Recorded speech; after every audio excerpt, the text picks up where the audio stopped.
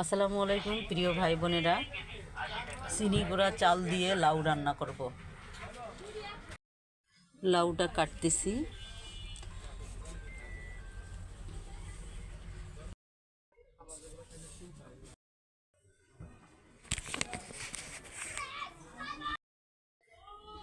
আগে থেকে পাতিলে তেল দেওয়া ছিল, এখন আমি দারচিনি, লং, এলাচ দিয়ে দেবো।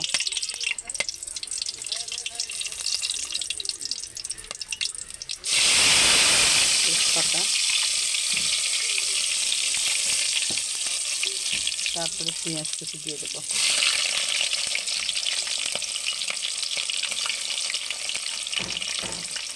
এটা নেড়ে চেড়ে এটা দিয়ে দেবো। পেঁয়াজটা বাদামি কালারের দরকার নাই, পেঁয়াজটা যখন কাবু হয়ে যাবে তখন আমি লাউয়ের কুচিগুলো দিয়ে দেব।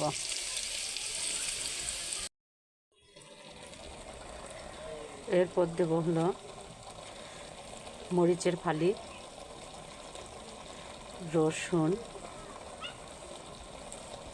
তারপর হলো পেঁয়াজ কুচি,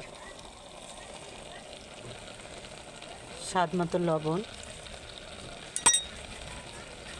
হলুদের গুঁড়া দিয়ে ভালোভাবে নেড়ে চেড়ে তারপরে চাল। এখন আমি চাউলটা দিয়ে দেব। চাউলটা দিয়ে দিলাম,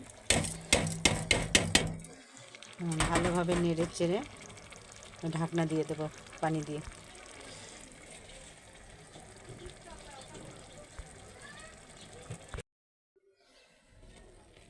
অবশেষে আমার লাউ দিয়ে চিনি গুঁড়ার চাউলের রান্নাটা হয়ে গেছে। আমি এখন ধনিয়া পাতা দিয়ে নামাই নেব। সবাই ভালো থাকবেন, সুস্থ থাকবেন, আমার জন্য দোয়া রাখবেন, আমি যেন সুন্দর সুন্দর রান্না করতে পারি। সবাইকে বিদায় জানিয়ে শেষ করলাম। আল্লাহ হাফেজ।